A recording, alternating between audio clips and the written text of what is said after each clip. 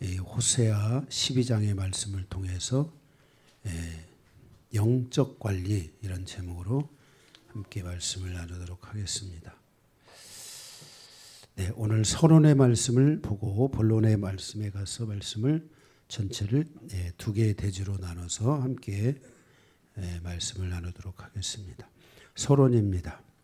지난주에 우리가 11장에 했던 말씀에 보면 성도에 대한 하나님의 마음은 무엇인가에 대해서 보았습니다. 첫째로 하나님은 나를 사랑하시는 분이다.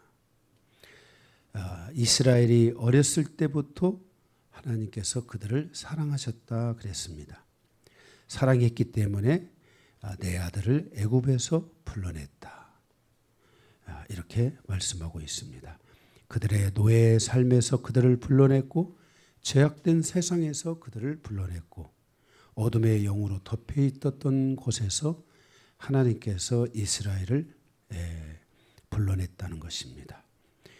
그리고 그들이 곤고한 가운데 있을 때나 고난과 고통 가운데 있었을 때, 생명의 위기 속에 있었을 때에도 하나님은 그들을 붙잡고 그들을 불러내셨다는 것입니다. 왜냐하면 하나님은 그들을 사랑하시기 때문이다라는 것입니다.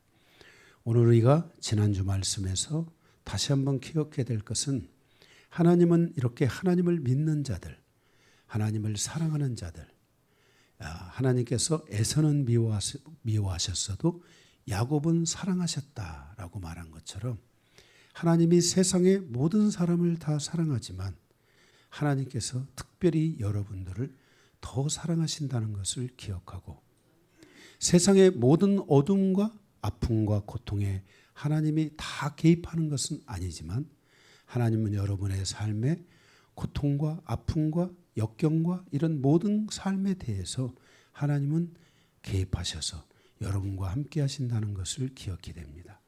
그래서 우리가 하나님의 사랑 안에 우리가 거해야 되고 하나님을 우리가 붙들고 있어야 되지.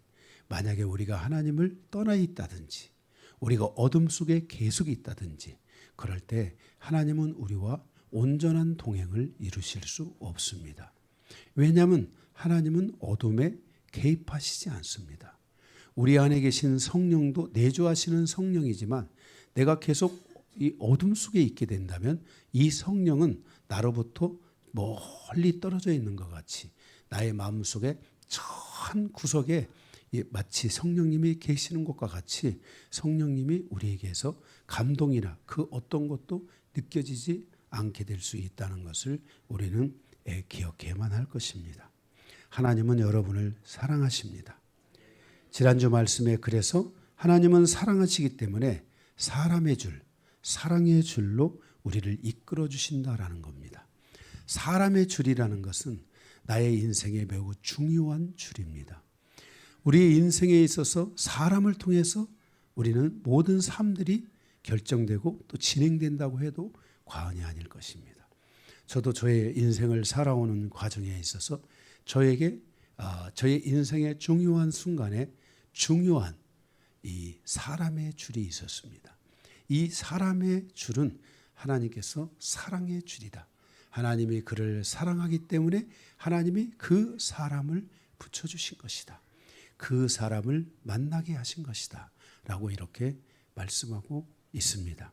그래서 여러분들이 하나님을 사랑하는 사람은 하나님이 붙여주신 이 사랑의 줄, 이 사람의 줄이 나에게 어떤 의미를 갖고 있고 나의 삶과 어떤 관계를 가지고 있는지에 대하여 깊이 묵상하면서 우리가 그것을 통해 하나님의 사랑을 깨닫고 하나님의 더 크고 놀라운 사랑 안으로 우리는 다가갈 수 있어야만 할 것입니다.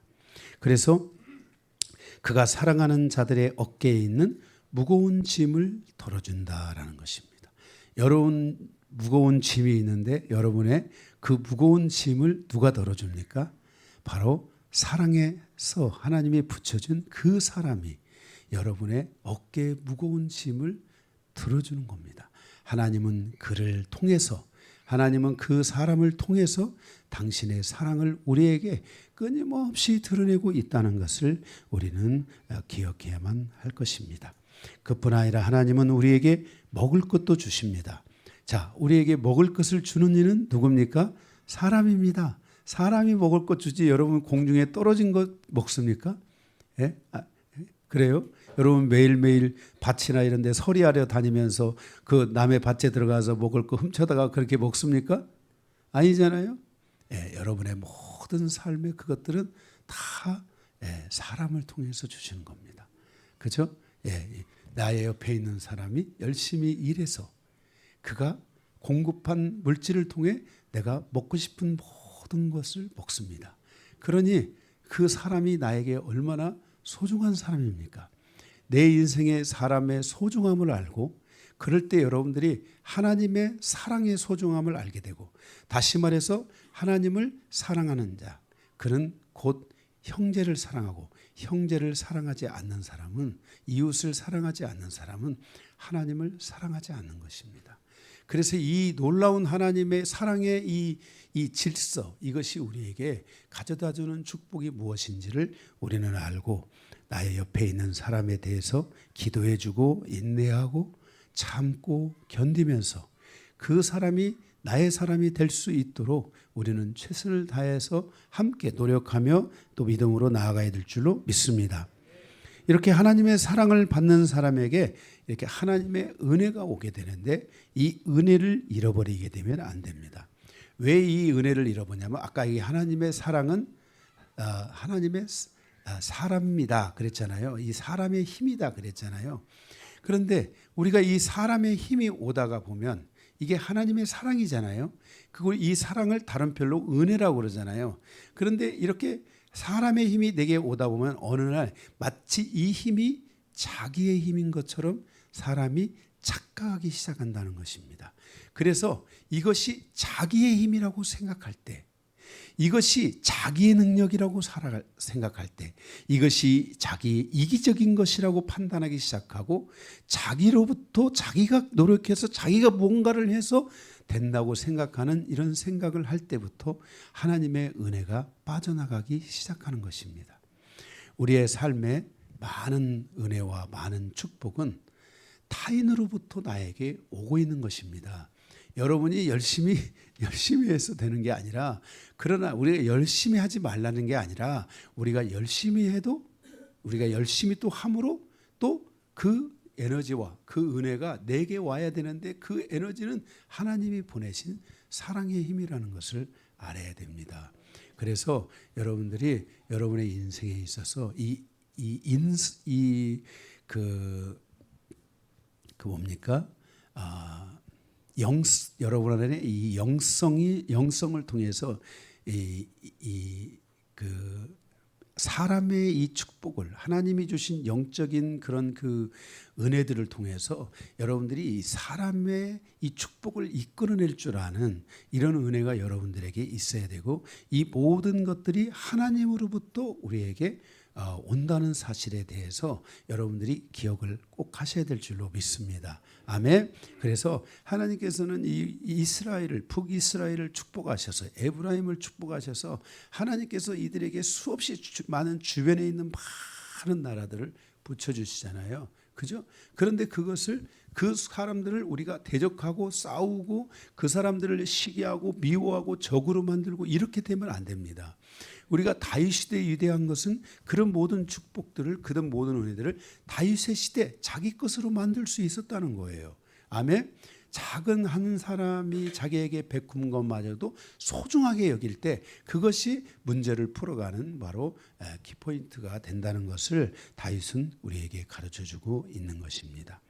이렇게 하나님은 사랑의 하나님이시고 그리고 그 하나님의 은혜가 우리에게 베풀어지게 되는데 이때 이 은혜를 잃어버리지 않으려면 이 모든 이 사랑의 힘이 이 에너지가 자기라는 것에 빠지면 안 됩니다. 이게 바로 사단이가 노리는 겁니다.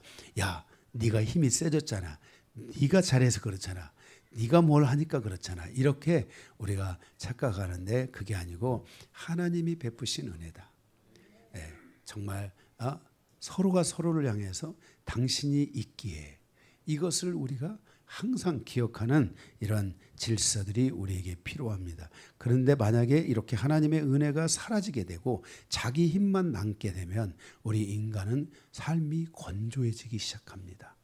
자기가만 남을 때, 자기만 존재할 때 건조해지기 시작하는 것입니다.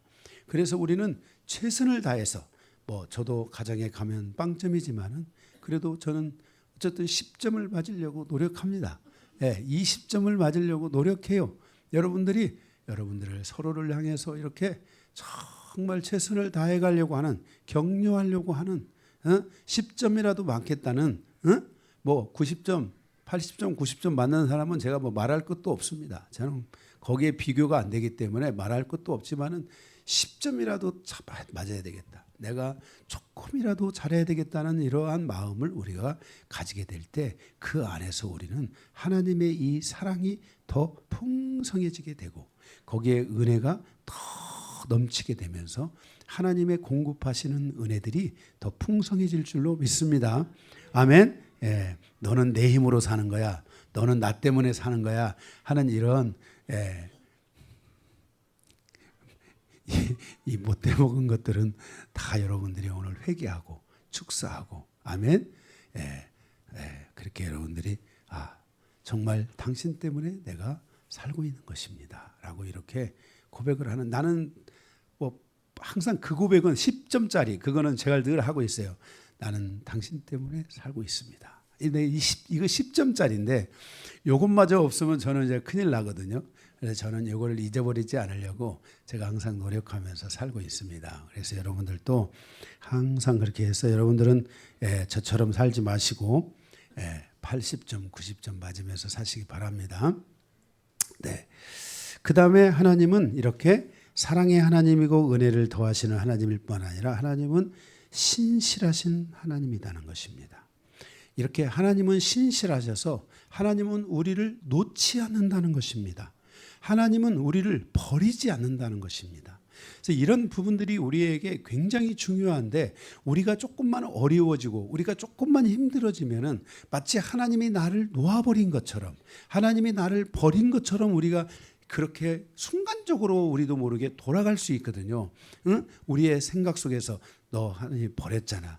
너 하나님 관심이 없잖아. 너 응답받아? 못 받잖아. 이렇게 공격해오는 이런 것들을 우리가 이렇게 완전히 제거할 줄 알아야 됩니다. 그래서 그런 것들이 딱 들어올 때 무슨 소리야? 하나님은 나를 버리지 않는다고 호세아서 말씀하고 있어. 응? 그냥 말씀으로 들이대면 꼼짝 못합니다. 응? 그래서 하나님은 나를 버리시지 않는다. 하나님은 나를 놓지 않으신다. 하나님은 신실하신 하나님이시다.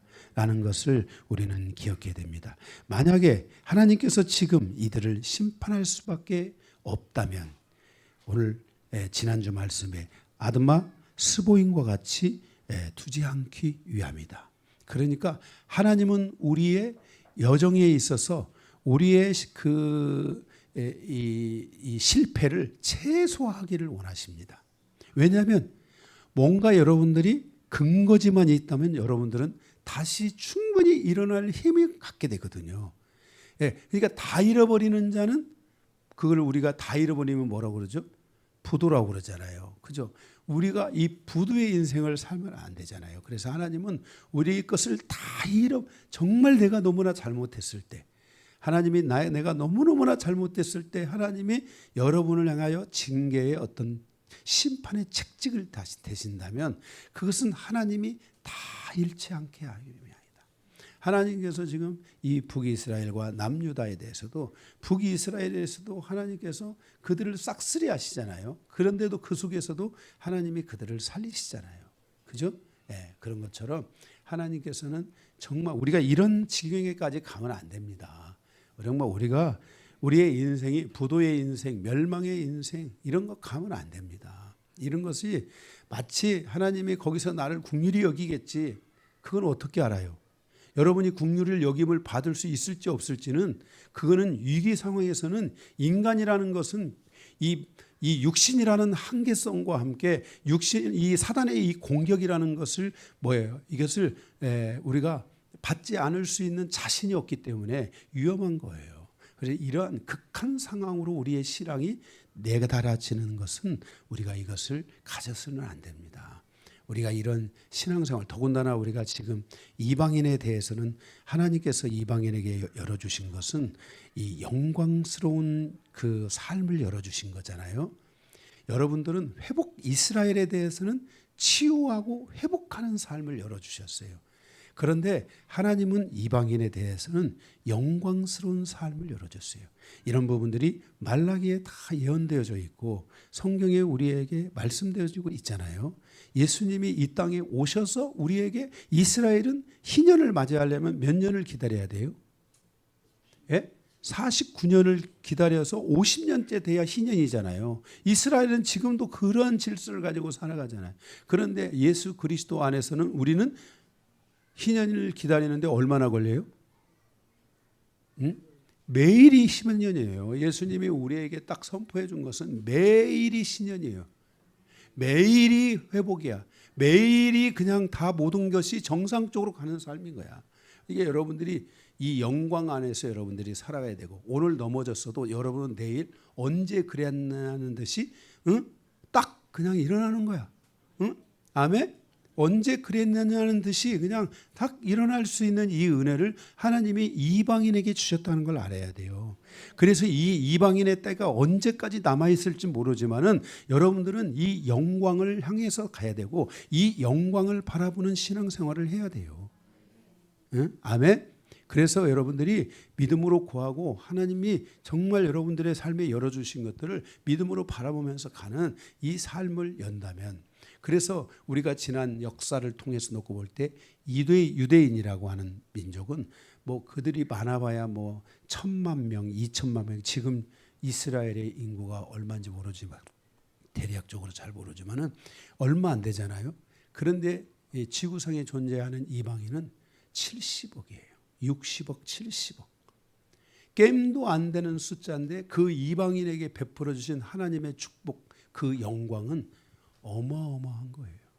실로 헤아릴 수가 없어요. 예? 그래서 각처마다 나를 예배하고 각처마다 나를 분향하며 각처마다 하나님의 영광을 보고 축복을 받는 이 놀라운 일들이 이방인 교회에 임할 것이다. 이게 말라기 선지자가 마지막 예언한 거잖아요. 그리고 그 예언대로 다 온 거예요. 응? 그래서 이방인에 주신 이 영광이 큰 영광이라는 것을 기억하고 여러분들이 이 영광 안에서 신앙생활을 해야 되지, 실컷 두드려 맞고 거기서 10분의 1 뭐 좀 남겨가지고 거기서 다시 뭐 회복해서 올라오고 이런 인생을 살면 안 됩니다. 아멘. 그래서 저는 이 나머지 인생, 이 남은 자, 남기는 자, 남은 자 이런 걸 별로 안 좋아해요. 실제 헨리 그루버 그 선교사님이라고 옛날 계셨는데 그 헨리 그루버 선교사님의 책이 2권이 있어요. 예, 거기 보면은 그 책에서도 우리에게 말하는 것이 이방인에게는 이 영광을 바라본, 그래서 제목이 그거예요. 이스라엘의 회복과 이방인의 영광. 영광스러운 교회인가 이방인의 영광인가, 이런 제목이 그래요. 그래서 우리는 이렇게 뭔가를 향해서 새롭게 회복하고 죄짓고 또 회복하고 이런 인생을 살아가는 이방인들이 되면 안 돼요. 우리는 주님 오시는 그날까지 하나님의 영광을 바라보고 가는, 완전함을 바라보고 가는 그런 신앙이 우리가 되어야 될 줄로 믿습니다. 아멘. 자, 이렇게 그러므로 12장을 통해서 우리는 어떻게 해야 되는가 하는 것을 말씀하는데 2가지를 우리에게 말씀하십니다. 첫째는 12장을 통해 첫 번째, 하나님께로 자기 신앙을 날마다 회복시키는 삶을 살아라라는 것입니다. 우리는 하나님께로 나아가면서 자기의 신앙을 날마다 회복해야 돼요. 날마다. 아멘. 그래서 얼마 갔다가 또 이렇게 회복하다가 또 얼마 갔다, 이게 아니라 날마다 회복하는 거예요. 날마다. 아멘. 그래서 11장 12절에서 12장 6절인데, 그래서 이 영적인 삶은 철저한 자기 관리가 있기만 하다면은 여러분은 넘어지지 않게 된다는 것입니다. 로마서 8장 13절에 육신대로 살면 반드시 죽지만 영으로서 몸의 행실을 죽이면 산다. 그래서 영적인 자기 관리가 있는 사람은 죽지 않는다. 산다. 이렇게 사도 바울을 통해 하나님께서 이방인에게 말씀하여 주고 있는 것입니다. 거기 11장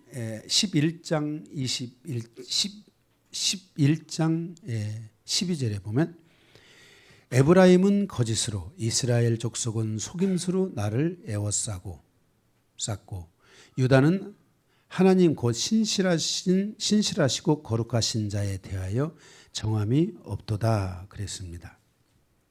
그러니까 에브라임은 늘 거짓으로 하나님 앞에 나아갔다는 거예요. 이스라엘 족속들은 북이스라엘은 늘 속임수로 하나님을 에워쌌다는 거예요. 어떻게 이렇게 하나님을 속일 생각을 하는지, 정말 사람 속이는 것도 그런데 하나님을 늘 속이려고 하는 거예요. 유다는 하나님 곧 신실하시고 거룩하신 하나님에 대하여 여기 정함이 없다는 것은 배회하다, 불안하게 움직이고 있다. 그러니까 하나님을 향하여 움직이고 있는 건 사실이에요. 움직이고는 있는데 불안해. 하나님의 그 말씀의 은혜를 떠난 거는 아니야. 그런데 거기서 배회하고 있는 거야. 그나마 다행인 거야. 그 은혜가 남유다에게는 임하고 있는 거고, 북이스라엘은 배회하고 불안하고 이런 정도가 아니라 아주 하나님을 향하여 거짓으로 하나님을 거짓말을 하고 하나님 앞에 거짓말하고 하나님을 속이는 이런 일들을 한다는 거예요. 하나님은 이렇게 북이스라엘과 남유다를 보고 계시며 그와 같이 우리를 보고 계시고 이 땅, 이 우주 만물을 하나님이 보고 계신다는 것을 기억해야 합니다. 우리가 한 번 거짓말을 할 수도 있어요. 그 한 번을 우리는 또 조심해야 돼요. 그 거짓말이 사단의 전략 안에 있는 것이라면 한 번의 거짓말은 매우 위험해질 수 있어요.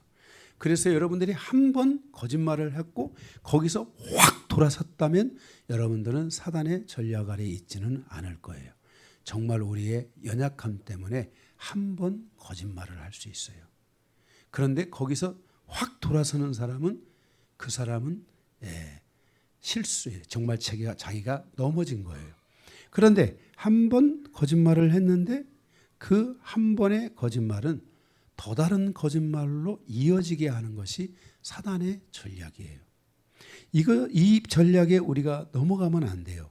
그래서 한 번 거짓말을 안 하려고 하는 그런 삶을 살아야 되는데 우리가 한 번 거짓말을 했는데 그 다음에 뭔가 또 거짓말을 딱 하려고 하는 이 상황이 생기면은 그것은 사단이가 전략적으로 지금 거짓말 너해 거짓말해 한 번 뭐 했잖아. 두 번 한다고 뭐 달라져? 이렇게 사단이가 전략적으로 우리에게 거짓말을 하면서 다가올 수 있다는 걸 알아야 돼요. 우리가 뭐 여러분들이 드라마나 영화나 이런 거 보면 거짓말 한 번 하면 그 거짓말이 어떻게 돼요? 그냥 거짓말에 빠지잖아요. 벗어날 수 없게 되잖아요. 그렇죠? 여러분은 그렇게 거짓말 안 하실 거라고 제가 생각을 하고 살아가지만 믿고 살아갑니다. 거짓말 하신 분들은 오늘 이 말씀을 들고 회개하시면 됩니다. 꼭 회개하시기 바랍니다. 하나님 내가 잘못했습니다. 이렇게 회개하셔야 돼요. 그런데 이 한 번이 두 번이 되고 계속 이렇게 이어져 가는 것은 이것은 바로 사단의 전략이에요. 그리고 여기 보니까 하나님을 속인다 이 말이에요. 우리가 하나님 속이고 기만하고 뭐 배반하고 이거 잠깐 한 번 어떻게 실수로 할 수 있어요. 그런데 이때 딱 할 때 이게 여러분들이 그게 내가 이게 지금 잘못된 거구나 하고 거기서 확 돌아서 가지고 하나님 앞에 탁 일어서도 나오면은 문제가 안 돼요. 그 정도는 하나님께서 뭐 우리가 인간이라는 약함을 가지고 살아가니까 하나님이 그걸 뭐라고 하시지는 않을 것 같아요. 그런데 문제는 이제 그것이 나의 삶에 계속 더해지면서 그것이 인격화되는 거. 이런 것들이 사단의 전략이라는 거예요. 사단은 한 번 거짓말하는 것을 뭐 우리가 예를 들어서 사단이가 한 번만 해. 이렇게 사단이가 우리를 꼬실 수 있어요. 그런데 사단의 그 꼬심의 목적은 뭐냐면 계속 그 거짓말을 하고 계속 속이고 이런 삶을 살아가는 것, 그걸 인격화시키는 데까지 우리를 끌고 가려고 한다는 것에 대해서 우리는 기억을 해야만 한다는 것이에요. 누군가 그것을 잡아주지 않으면 사단의 그는 그 사단의 전략에 넘어져서 일어나지 못할 수도 있다는 거예요.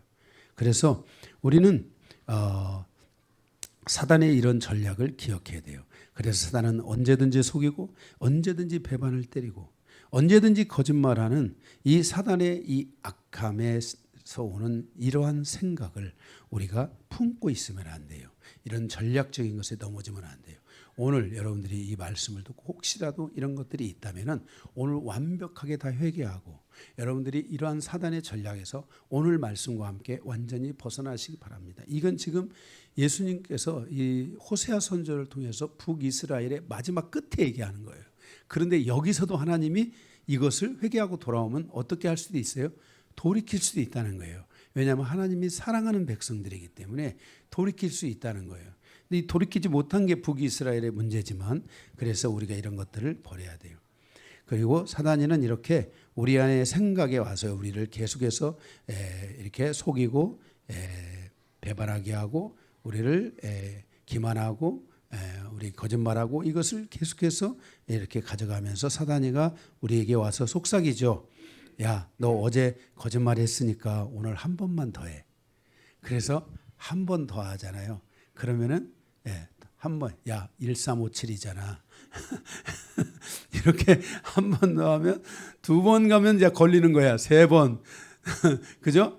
이렇게 가다가 보면은 그것에 이렇게 취해가지고 우리가 벗어나지 못하게 하는 거예요. 사단이가. 응? 저 옛날에 그 소시적에 있었던 생각이 갑자기 올라왔는데 네, 이렇게 우리의 삶이 이렇게 한 번만 더 해. 괜찮아. 그 정도는. 내일 가서 회개해. 이렇게 하는데 사단이가 이게 내일 가서 하려고 하는데 내일 내가 그걸 잊어버리는 거예요. 바쁜 거예요. 또 내일 하려고 하는데 회개하기 전에 뭔가 한 건을 더 중요한 건을 주는 거예요. 그러니까 회개를 못하고 계속 넘어가는 이런 시간들을 갖게 되는 거예요. 이런 사단의 속삭임을 항상 우리는 이런 노이즈, 사단의 이런 거짓말, 이 사단이 우리에게 전략적으로 다가오는 이런 것들을 우리는 항상 무너뜨릴 수 있어야 됩니다. 여러분은 충분히 무너뜨릴 수 있습니다. 바로 이런 것들이 성도들을 넘어지게 하는 것입니다. 그래서 이 북이스라엘이 바로 이거에 걸린 겁니다. 그래서 하나님께서 말씀하시는 거예요. 너는 거짓을 하고 너는 늘 속이고 이렇게 나에게 다가왔다. 이렇게 말하는 거예요. 그래서 성도들은 매일매일 자신의 영적인 관리를 하고 자기를 매일매일 돌아보고 하루에 한 번 정도는 여러분이 여러분의 삶에 대한 것들을 좀 영적으로 청소해가고 생수의 강물로 청소하고 성령의 기름 부으심으로 청소하는 이런 삶을 여러분들이 살아야 되고 청소하면서 여러분들이 이렇게 하루를 마무리하는 이런 삶을 살아가고 이것이 혹시 나의 이 머리 생각이나 몸에 묻었을지도 모르니까 여러분들이 이게 좀 털어가는 이렇게 성경에도 그게 있잖아요. 털라 먼지를 털라 그랬잖아요. 그래서 여러분들이 좀 여러분의 이런 것들을 좀 털면서 생수의 강물로 청소합니다. 성령의 기름 부으심으로 청소합니다. 오늘 나의 삶에 있었던 이 모든 것들을 다시 한번 다 새롭게 하고 주님의 질서 안에 은혜 안에 이 밤을 맞이할 수 있도록 도와주십시오 하면서 여러분들이 그 밤에 평안하게 자고 일어나서 새로운 삶을 살 수 있는 그렇다고 매일 오늘 이렇게 채짓고 저녁에 털고 오늘 채짓고 저녁에 털고 이런 삶을 살지 마시고 그렇게 하지 마시고 여러분들이 여러분의 삶의 질서 안에서 만약에 여러분들이 이런 것들이 정말 하나님이 기뻐하시나 안 기뻐하시나 이런 거에 대한 어느 선 라인을 여러분이 정하고 싶다면 그건 저에게 와서 상담을 하십시오. 그러면 제가 라인을 정해드릴 겁니다. 왜냐하면 우리가 이 땅에 살아가는 날 동안 신처럼 하나님처럼 살 수는 없잖아요. 그죠? 우리는 인간이라는 이 육신이라는 이 허물을 가지고 살거든요. 그래서 우리가 이러한 삶에 대한 우리의 라인들, 우리가 가져가야 될 삶의 이러한 방향성들, 우리의 이 질서들, 우리가 하나님을 속이는 삶이 아니고 하나님을 향하여 거짓을 말하지 않는 이런 삶을 살아가는 이런 중요한 질서들, 이런 것들이 우리 안에 반드시 정해져 있어야만이 우리가 사단의 이 전략에 넘어지지 않을 수 있다는 것을 기억해 주시기 바랍니다. 그래서 여러분들은 성도들은 이런 악함을 가지고 살아가는 것을 방치해서는 절대로 안 된다. 아멘. 기억해야 됩니다. 거기 12절에 보면은 하나님의 백성이라 일컫는 북이스라엘과 그들의 족장인 에브라임이 이 악함으로 인격화되었다는 것을 호세아 선지자를 통해서 지적하고 있는데요. 이때 그들은 선지자의 말을 듣고 자신을 돌아보고 회개하고 하나님께 돌아와야 했습니다. 그러면 아마 하나님께서 이미 거기에 말했겠지만은 야, 북이스라엘도 드디어 배회하기 시작했다. 북이스라엘도 좀 불안하지만 그래도 회개하고 돌아왔다. 뭔가 이런 하나님의 그 사인이 있을 텐데 하나님께서 볼 때 북이스라엘은 그러지 않았다는 거예요. 그들은 돌아오지 않았어요. 그들은 하나님의 선지자의 말을 듣지 않고 사단의 말을 들었던 것이에요. 우리의 삶에 하나님께서 선지자들을 통해 주의 종을 통해 주의 사자들을 하나님이 보내셔서 우리에게 하나님의 메신저로서 우리에게 말씀하시고 있다는 것을 알아야 돼요. 우리는 다 완전할 수 없어요. 그러나 메신저를 통해서 주는 하나님의 소리들, 하나님의 말씀, 하나님의 음성을 우리가 소홀히 여긴다면 과연 우리의 인간의 이 한계, 우리 육신을 가지고 살아가는 이 한계를 우리가 어떻게 하나님의 축복 가운데 이끌어갈 수 있을 것인가? 우리는 이런 것들을 생각해야 돼요. 하나님 앞에 우리는 자신감을 가져야 되고 담대함을 가져야 되고 하나님 앞에 말씀을 붙들고 나아가서 담대하게 기도하라고 말씀했어요. 너희는 그의 은혜의 보좌 앞에 담대히 나와 기도할지니라. 하나님이 이렇게 말씀하셨어요.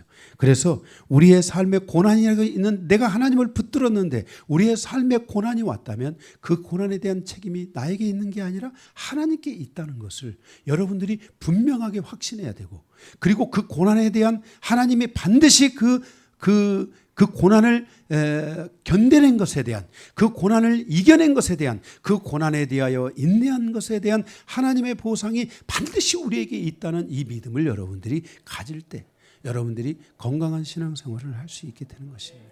저는 지난 제가 이 목회자가 되기 이전부터 시작해서 저는 정말 주님을 바라보고 지금까지 달려왔는데 제 삶에 이러한 질서들에 대하여 후회함이 없습니다. 그리고 저는 이것을 믿고 살았습니다. 저 평생에 너는 범사의 그를 인정하라. 그리하면 그가 내 길을 지도하시리라. 이렇게 하나님이 말씀하셨기 때문에 저는 범사에 항상 어렵고 정말 힘든 일이 올 때면 오히려 더 하나님을 나아가서 하나님을 붙들었습니다. 우리의 삶이 이렇게 진정한 믿음을 가지고 전진해 갈 수 있는 신앙이 되어야 될 줄로 믿습니다. 아멘. 그래서 12장 1절에 보면 에브라임은 바람을 먹으며 동풍을 따라가서 종일토록 거짓과 포악을 더하여 아수르와 계약을 맺고 기름을 애굽에게 보냈도다 그랬습니다. 이 자기 신앙을 회복하지 못하는 이 북이스라엘 백성들의 모습을 여기서 보여주고 있는데 에브라임은 바람을 먹으며 우리가 왜 여기다가 바람을 먹으며 이렇게 써놨는지 저는 이해가 잘 안 돼요. 왜냐하면 우리가 바람을 먹었다는 것은 정말 창문을 열어놓고 바람을 받았다 막 이런 느낌이잖아요. 그런데 여기 바람이라는 것은 르아흐, 히브리어로 르아흐라는 말로서 이것은 영이라는 말이에요. 그러니까 이들이 이 영을 먹었다는 것은 사단의 영을 먹었다. 늘 사단의 영으로 취했다. 사단의 영을 받아들였다. 그러니까 하나님의 영을 받아들인 것이 아니라 세상에 이런 존재하는 영들에 취하여 그들이 살아갔다는 것이에요. 그 다음에 동풍을 따라가며 그랬습니다. 종일토록 거짓과 포악을 더했다. 이 동풍이라는 것은 동쪽에서 오는 바람이라는 거예요. 동쪽에서 오는 바람.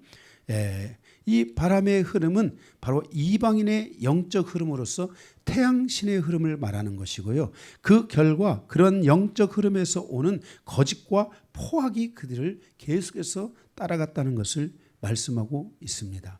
우리가 동쪽에서 포악한 바람이 오는데 그 포악한 바람을 우리가 따라가면 안 된다는 것입니다. 이런 흐름을 따라가면 안 된다는 것입니다. 에베소 4장 25절에 그런즉 거짓을 버리고 각각 그 이웃과 더불어 참된 것을 말하라. 내 이웃이 있는데 이웃에게 그 이웃과 거짓을 버리고 참된 것을 말하라. 이웃은 항상 옆에 있잖아요. 그 옆에 있는 바람, 그 옆에 있는 흐름을 우리가 잘 조심히 가져야 된다는 거예요. 그래서 우리가 옆에서 좋은 바람을 보내줘야 돼요. 이 믿음의 바람, 이 하나님의 이 은혜의 바람을 우리가 보내줘야 돼요. 그런데 이 옆에 있는 바람을 조심하지 않으면 안 돼요. 그래서 에베소 4장 26절에 옆에 있는 이웃이 분을 내는데 그 분내 가지고 나는 더 분내. 이웃이 싸움하는데 나는 그 싸움에 뛰어들어가지고 살인을 해. 이런 걸 하면 안 된다는 것이에요. 이웃의 그 영향을 우리가 조심해야 된다는 것이에요. 그래서 이웃이 분을 내어도 너희는 죄를 짓지 말라. 그러니까 이웃이 거기서 바람을 안 좋은 바람을 줄 때 그것들을 여러분들이 마음속으로 차단하고 보혈로 덮어주고 그리고 거기에서 나 좀 바람 좀 쐬고 오겠다 하고 성령의 바람을 쐬러 좀 나간다든지 뭔가 그런 게 필요하다는 거예요. 아니 저희 아버지가 그랬어요. 저희 어머니가 막 얘기를 하시면 우리 어머니가 좀 카랑카랑하시거든요. 막 얘기를 하시면 우리 아버지가 아이 나가세요. 그리고 동네를 한 바퀴 쫙 돌고 돌다가 기분이 좋으시면 꽁치나 돼지고기나 이런 걸 사갖고 들어오세요. 난 도대체 그 그림을 평생에 봐가지고 어머니 아버지가 같이 사는 날 동안 늘 그 그림을 봤어요. 응? 아버지 이렇게 응? 그 옆방에 문 딱 들어가가지고 옆방에 딱 들어가서 그냥 막 밖에서 있으면 소리가 나도 그걸 참고 계시더라고요. 응? 아니면 밖에 바른 바람을 쐬러 가시는 이렇게 여러분들이 이렇게 뭔가 안 좋은 이웃의 바람이 불 때 죄를 짓지 말라는 거예요. 그래서 이웃이 좋은 바람을 줘야 돼요. 그러면 여러분들이 좋은 바람 안에서 시원한 바람이 되는 것인데 이런 바람을 우리가 계속 맞으면 맞으면 안 된다는 거예요. 거기 12장 1절에 아멘? 예, 동풍을 따라서 가서 종일토록 동풍을 따라가 가지고 이게 보세요. 동풍을 주는 사람도 문제지만 동풍을 따라가 가지고 종일토록 포악과 거짓을 말하고 다니는 거야. 오히려 거기에 그 뭐지? 그 두목의 행동대장처럼 막 더 이렇게 가는 것들에 대해서 조심해야 된다는 거예요. 이 제 말이 아니라 이 좀 에베소서 말씀입니다. 에베소서 27절에 보면 이웃으로 인하여 넘어져 마귀에게 틈을 주지 말라. 그러니까 이웃이 어떤 나에게 다가와서 안 좋은 어떤 그런 바람을 일으킬 때 그 이웃에게 이웃이 넘어진 그 말에 넘어지게 되면 마귀가 그 틈을 타고 나에게 들어온다는 거예요.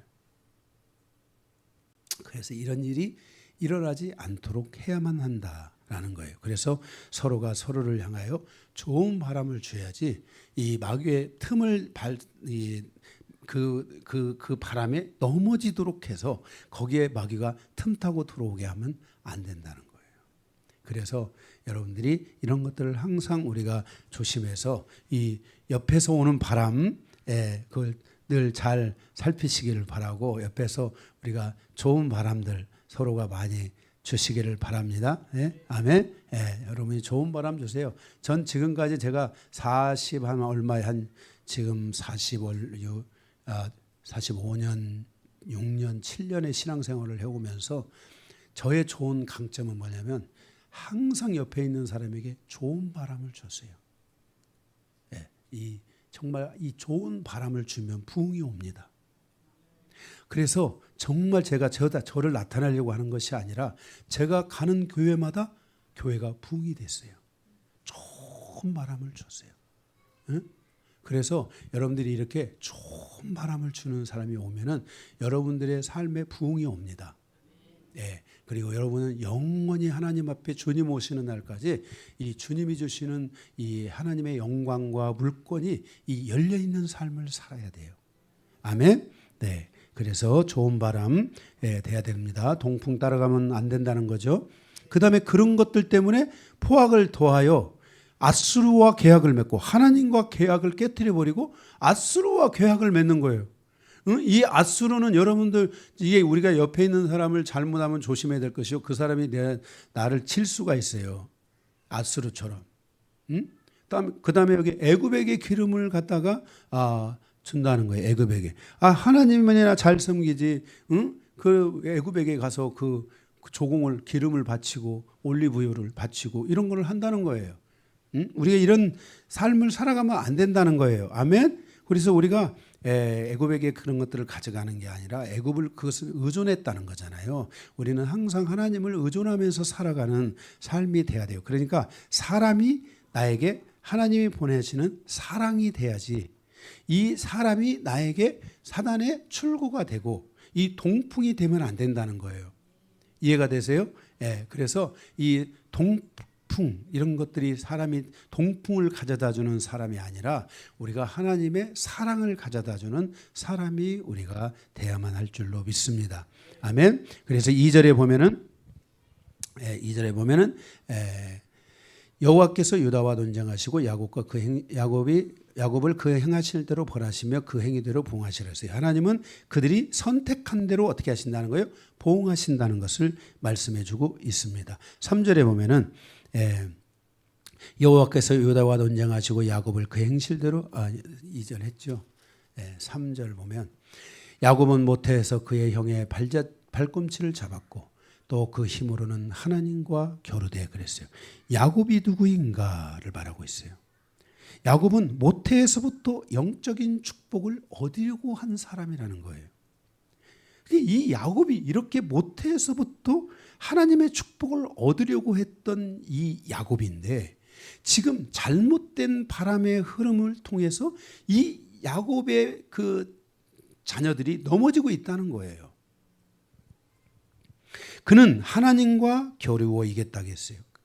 그만큼 그들은 이 하나님과 왜 여러분 하나님과 왜 겨룹니까? 그것은 그만큼 하나님의 축복을 원했다는 거예요.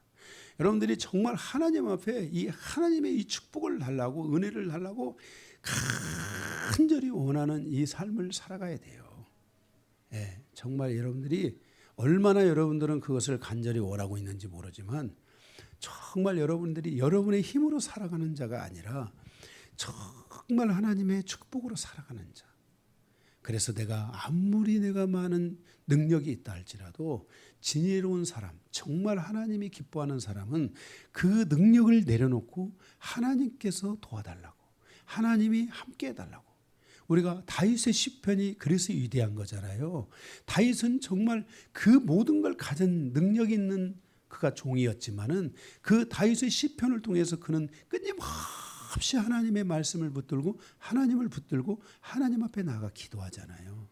우리는 이 다윗의 이런 시편을 통해서 이 기도 시편이라는 것은 다윗의 이 기도문이라는 거잖아요. 이런 것들을 통해서 여러분들이 다윗처럼 우리가 하나님을 의지하는 것을 배워야 될 줄로 믿습니다. 아멘. 바로 이 야곱이 그랬다는 거예요. 4절에 그는 천사와 겨루어 이기고 울며 회개의 눈물을 흘리며 하나님께 은혜를 구했다는 거예요. 그러니까 늘 이렇게 하나님과 함께 살아가면서 거기에 회개의 눈물을 흘리고 하나님 앞에 은혜를 구하는 그 기도가 있는 하나님을 갈망하는 그런 삶을 야곱이 살았다는 거예요. 그래서 하나님께서 베델에서 야곱을 만나주시고 그가 삼촌 라반의 집에 갔을 때도 끊임없이 가장 많이 아브라함보다도 가장 많이 하나님을 만나준 사람이 누구예요? 하나님을 만난 사람이 야곱이에요. 야곱은 계속해서 하나님을 만나고 있는 거예요. 우리가 그렇게 그와 함께 하셨던 하나님은 이것을 기억하고 있다는 거예요. 5절에 보면은 4절 하반절에 그를 만나셨고 거기에서 우리에게 말씀하셨나니 여호와는 만군의 하나님이시라 여호와는 그를 기억하게 하는 이름이라. 만군의 하나님이신 여호와가 늘 이 야곱을 기억하고 야곱의 그때 그 기도했던 것들을 기억하고 그의 그때 그 하나님 앞에 나와 기도했던 그 하나님의 놀라운 역사들을 만군의 여호와가 기억하신다는 거예요. 그래서 만군의 여호와가 기억하신다는 것은 만군의 하나님이라는 것은 만군을 가지신 하나님이시라는 거잖아요. 그래서 이 만군을 가지신 하나님이기 때문에 그때 야곱이 기도했던 그것을 하나님이 기억하고 하나님의 그 군대를 보내서 야곱을 보호하시고 야곱을 지키시고 야곱과 또한 싸워주시고, 그래서 한때는 이 이스라엘 안에 이 하나님에 대한 별명이 생겼는데 하나님은 전쟁의 신이다. 왜냐하면 그때 당시 주변에 많은 전쟁들이 일어날 때 하나님은 그 모든 전쟁을 승리로 이끄신 거예요. 그것도 이스라엘은 그때 당시에 문명에 보면 주변에서는 철기 문명이 발달하고 있고 청동기 철기 문명이 발달하고 있을 때 이스라엘은 여러분 아십니까? 농기구 갖고 싸운 거예요. 응? 그래서 성경에 그런 말씀이 있잖아요. 너희 농기구를 너희 보습을 갖다가 칼을 만들고, 그런 말씀이 있잖아요. 또 하나님은 또 뭐예요? 그 농기구라는 것은 그들의 삶의 풍성함을 말하는 거예요. 삶을 열어가는 것들을 말하고 있는. 그 다음에 또 하나님은 말하죠. 그 전쟁에서 승리하게 되면 너희의 그 칼을 갈아서 이제는 뭐라? 농기구 보습을 만들라. 내가 너희의 땅을 기름지게 하고 축복할 것이다. 이 말씀을 하고 있는 거잖아요. 네. 그래서 이렇게 하나님은 만군의 군대가 되셔서 정말 하나님께서 그 여호와께서 그들을 지금까지 쭉 지켜왔다는 거예요. 응? 하나님께서 그렇게 지켜왔다는 거예요. 그런데 지금 그들이 잘못된 길로 가고 있는 거예요. 그래서 6절에 보면 그런즉 너의 하나님께로 돌아와서 너희 하나님께로 돌아와라. 그래서 인애와 정의를 지키며 항상 너의 하나님을 바랄지니라 라고 말씀하고 있어요. 이야, 정말 저는 이러한 말씀을 읽으면 막 눈물이 안 날 수 없어요.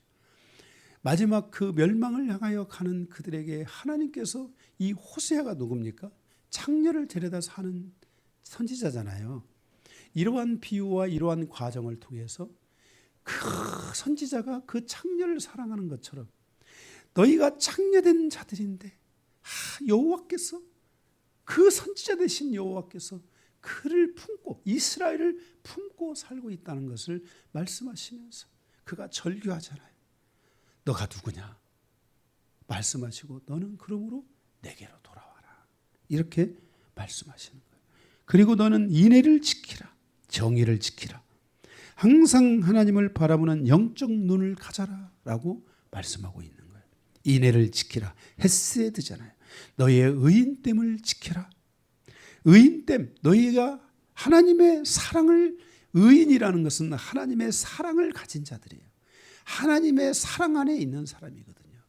그래서 이 헤세드라는 말은 의인이라는 의라는 말도 있지만 헤세드는 바로 인애, 사랑이라는 말이 그 속에 포함되는. 그래서 여기서는 지금 구약 성경, 여기서는 한글 성경에서는 인애로 표현하고 있는 거예요. 너희의 의인됨을 지켜라. 너희 안에 있는 이 사랑, 하나님의 이 사랑, 그 누구도 주지 않은 너희에게만 준 이 하나님의 사랑을 지키라 하고 하나님이 말씀하시는 거예요. 너희는 정의를 지키라. 이 정의는, 여기서 정의는 의가 아니에요. 이 정의는 바로 이 히브리어 원문에 보면 미시파트라는 말이에요. 이 미시파트라는 말은, 정의를 지키라는 것은 뭐냐면 이웃을 향해서 올바른 판결을 갖는 자가 되라. 너희 이웃에 대해서 네가 함부로 네 중심에서 그렇게 판단하지 말고 이웃에 대하여 하나님의 질서를 가지고 하나님의 말씀을 가지고 판단해 줄 수 있는 사람이 되라. 여러분의 있는 옆에 있는 이웃들 한번 보세요. 가장 가깝게 있는 이웃, 그 이웃에게 여러분들이 하나님이 원하는 판단을 해줄 수 있어야 돼요. 하나님이 원하는 판결을 해줄 수 있으셔야 돼요. 이것을 너가 회복하라는 거예요. 셋째로는 너는 항상 하나님을 바라보는 영적 눈을 가져라. 그래서 여기 항상이라는 말이 있잖아요. 이 항상이라는 말을 여기서는 이게 뭐냐면은 타미드라는 말이에요. 타미드, 히브리어로 타미드인데 그것은 뭐냐면 영원히 하나님을 바라보는 눈을 가지라는 거야. 영원히. 그러니까 한순간이 아니라 매일매일 1년, 10년, 100년이 아니라 그냥 영원히 하나님을 바라보는 눈을 좀 가지면 안 되냐? 그렇게 가면 안 돼? 하나님이 이렇게 이스라엘에 대하여 말씀을 하시고 있는 것이에요. 우리는 이렇게 이러한 시간들을 통해서 우리는 정말 하나님과 함께 가는 하나님을 사랑하는 하나님이 사랑하는 자들에 대한 하나님의 이 사랑이 얼마나 애절하고 얼마나 그런지. 그래서 제가 이 구약에 대해서 제가 붙인 그 한마디로 한 문장으로 만들어서 한 것이 뭐냐면 구약을 슬픈 하나님의 사랑의 이야기.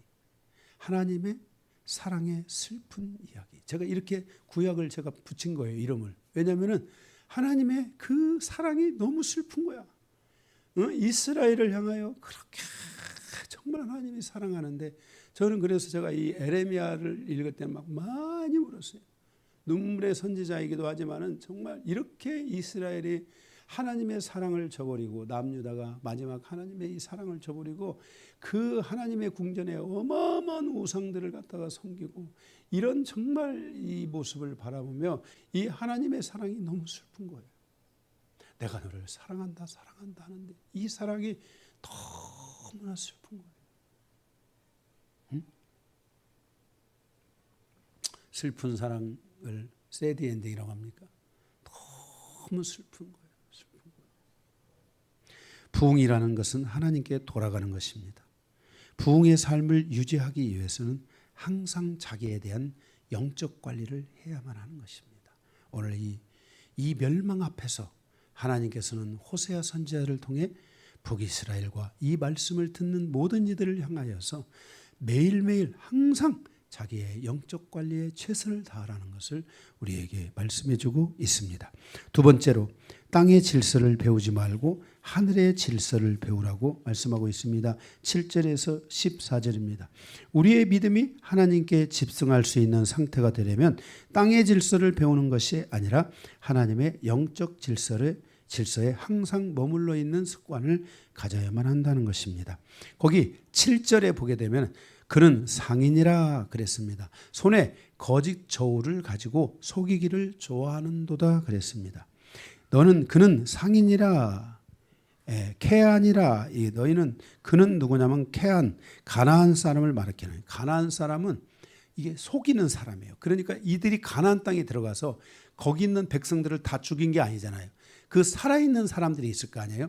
이 살아있는 사람들을 통해서 이 가나안 사람들이 이 이스라엘 사람들이 가나안 사람들의 그 속이는 거, 거짓 속이는 그것을 배운 거예요. 그게. 그래서 손에 거짓 저울을 가지고 속이는 거예요. 응? 그것을 좋아한다, 사랑한다. 그리고 그것을 아주 그냥 몸에 붙어 있다는 거예요. 그런 게 속이고 이런 것들이.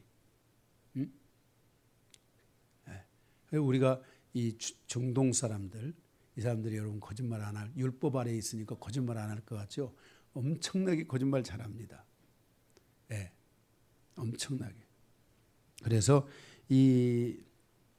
이러한 질서들은 바로 이 땅에 있는 질서들이고 사단이 준 질서들입니다.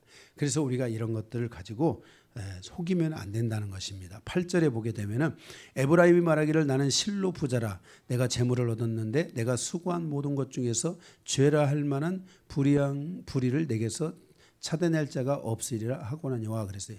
에브라임이 스스로 말하는 거예요. 응? 우리가 가나안 사람의 그런 질서를 배우지 않았다는 거예요. 응? 그런데 그게 거짓말이 아니에요. 거짓말이에요. 하나님이 그것이 다 뭐라 그랬어요? 거짓말이다. 에브라임은 거짓말하는 자다 이렇게 말하잖아요. 거짓말이라는 거예요. 그들은 사람을 속였지만 하나님을 속일 수 없다는 것을 몰랐다는 거예요. 하나님은 우리의 모든 것을 알고 계시는데 우리의 모든 행위를 알고 계시며 우리의 모든 그 행위에 대하여 행위의 책에 기록하고 있다는 것을 알아야 돼요. 우리의 모든 행위에 대해서 행위의 책에다가 하나님께서 다 기록하고 계세요. 그래서 그는 바로 이 에브라임은 그렇게 하나님 앞에서 자기가 하나님 앞에 속였는데 자기가 왜 불의하냐 이렇게 말하는데 하나님은 그것을 그들이 거짓말하고 있다는 것을 하나님이 다 아시고 있다는 거예요. 9절에 보게 되면 내가 애굽 땅에 있을 때부터 나는 내 하나님 여호와시니라 내가 너를 다시 장막에 거주하게 하기를 명절날에 거하던 것 같게 하리라 그랬어요. 그러니까 그들의 모든 행위를 알고 계시는데 이제 애굽에서부터 현재까지 그들을 알고 있는 하나님이신데 10절에 보게 되면은 내가 여러 선지자들에게 말하였고 이상을 많이 보였고 선지자들을 통해서 비유를 베풀어.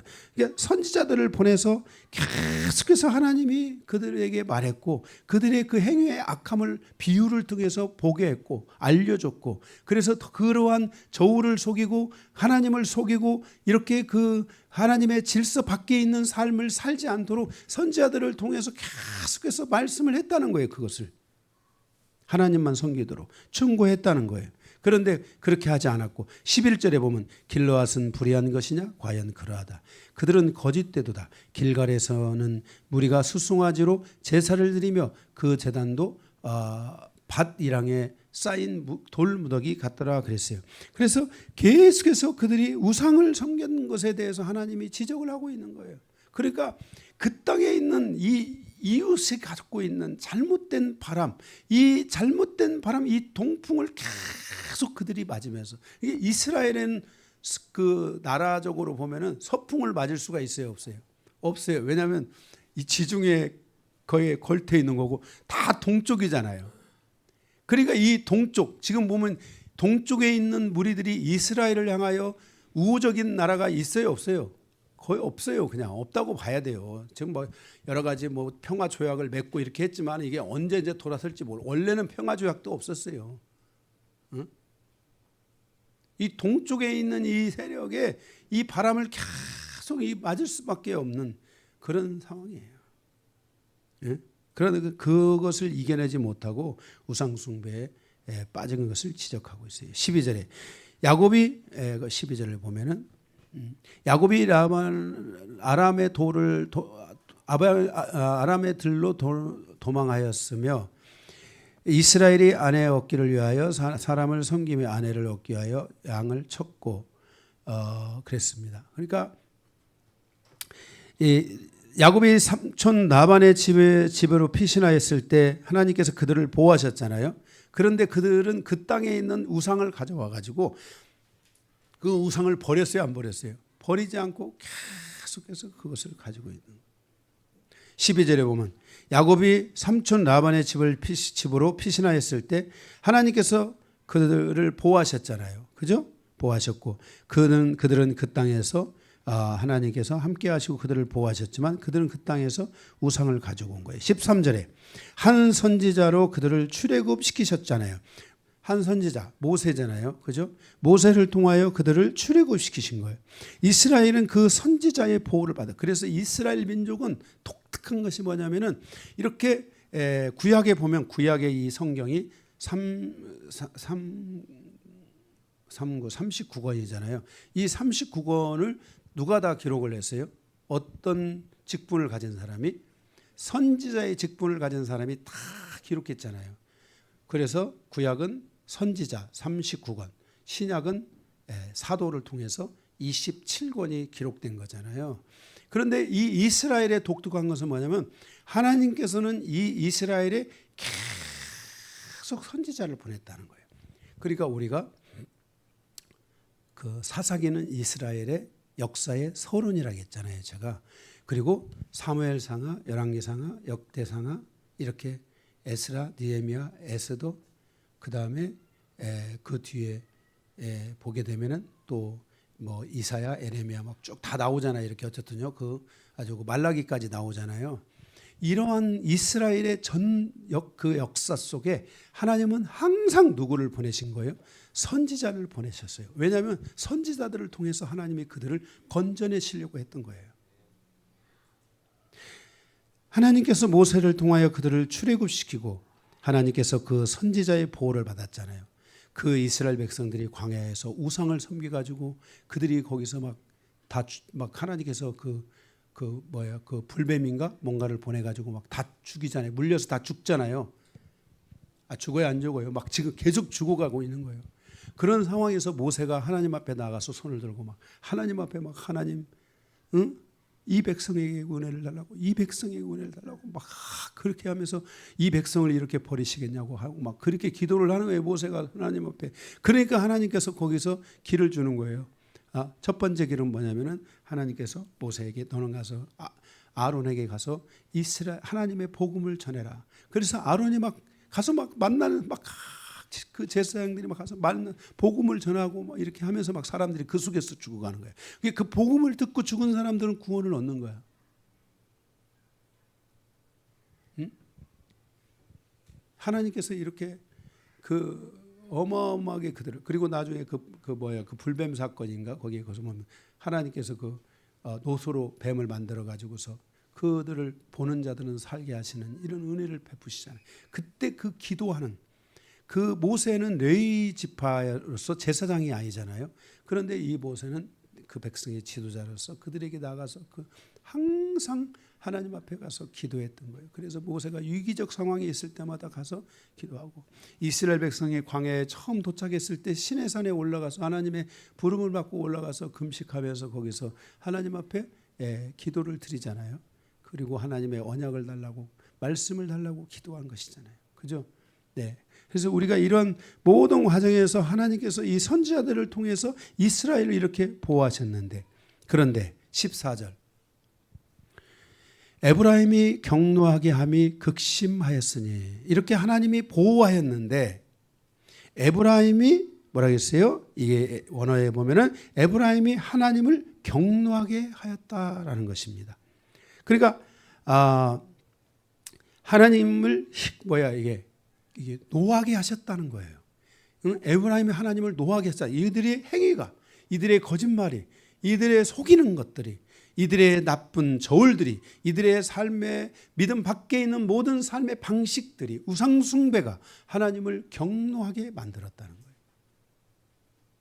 그래서 그 경노한 대가로 하나님이 말씀하고 한 게, 하나님은 항상 말씀하시고 축복하고, 하나님은 말씀하시고 삶을 주시고 축복하고 하나님을 위해 살게 하고, 그 반대로 하나님은 말씀하시고 심판하시는 분이신 거예요. 하나님이 말씀하시는 거예요. 그의 경노함이 극심하였으니 그의 주께서 그의 피로 그의 위에 머물러 있게 하시리라. 피로 머물러 있게 한다는 것은 그들의 죽음을 말하고 있는 거죠. 그리고 거기만 피만 머물러 있는 게 아니라 그 수치를 그들에게 돌리리라 그랬어요. 수치는 뭐예요? 부끄러움이잖아요. 우리의 인생에 어떤 경우에는요, 죽음보다 더하게 힘든 것이 뭐예요? 수치죠. 그렇죠? 우리를 부끄럽게 하는 거잖아요. 수치잖아요. 예수님이 십자가에 죽으실 때 그 죽으심보다 더 했던 것이 수치잖아요. 응? 그래서 이 수치를 그들에게 돌리겠다. 그래서 우리가 이것은 하나님이 이렇게 말씀하셨는데, 그 뒤로 얼마 안 일어서 북이스라엘이 아수르의 멸망을 당하고, 그 뒤로 계속해서 이스라엘은 전 세계에 흩어지게 되잖아요. 그때 그 이스라엘이 겪는 수치라는 것은 말로 할 수가 없어요. 유럽 막 이런 그 스페인이라든지 막 이런 여러 나라들로 흩어지거든요. 그런데 그 나라에서 이스라엘 백성들을 막 수치를 주고 해서 이들이 막 거기서 견디지를 못하고 거기서 막 도망해서 그들이 머무른 곳이 바로 아메리카, 미국입니다. 미국에서만 그들의 그 수치를 덮어줬고, 미국에서만 그들을 감싸줘서 유대인들이 가장 많은 데가 바로 그 미국이잖아요. 그래서 유대인들이 미국이 전 세계를 향하여 2차 세계대전을 치를 때, 그때 그 이스라엘을 받아들였잖아요. 바로 그 이스라엘이 받아들였는데, 미국이 전쟁으로 인한 위기를 맞이하고 있을 때 바로 거기에 그 미국에 왔던 아인슈타인 박사 아시죠? 수학과 물리학의 천재라고 하는 이 아인슈타인 박사가 거기서 핵폭탄을 만들어준 거예요, 미국에. 그래서 유대인과 이 아인슈타인 박사가 핵폭탄을 만들어줘 가지고 그 최초의 핵폭탄이 바로 히로시마에 떨어진 거잖아요, 그죠? 그래서 그것으로 인해서 전쟁사가 종식되고, 하나님께서 이 미국이라는 나라를 통해서 이 유대인들을 품게 하시고 유대인들이 거기서 이제는 어마어마한 무기들을 생산해내고 그리고 그 일부 그 다음으로 많은 일부가 간 곳이 러시아예요. 지금의 러시아. 그래서 러시아에 핵폭탄이 탄생하게 되고 러시아에 수없이 많은 무기들이 탄생하게 되는 거예요. 이렇게 정말 이 유대인들은 세계 곳곳에서 흩어졌지만은 계속해서 미움받고 지금도 이 이스라엘 있잖아요. 이스라엘 현재 이스라엘 땅 해방되어 있는 이스라엘 땅도 그 주변에 있는 나라가 얼마나 미워합니까? 그리고 한국 사람들 세계 많은 사람들이 이스라엘을 좋아하는 사람이 별로 없어요. 예? 이스라엘 좋아하는 사람이 없어요. 지금 지난번에 우리가 그 가자 지구의 전쟁이 일어났을 때 미국을 빼고 모든 이사국들이 다 전쟁을 멈추라고 투표를 했어요. 그런데 상임이사국 결정권을 가진 이사국이 상임이사국이 미국이에요. 미국이 그것을 아니다. 가서 쳐라. 전쟁을 해라. 해서 그 전쟁을 하는 거예요. 다른 모든 나라 세계의 모든 이사국들은 다 전쟁을 그만하라고 다 승인을 했는데도 상임이사국인 이 미국이 그것을 승인을 해주지 않아가지고 결국 전쟁이 지금도 계속되고 있는 거잖아요. 이렇게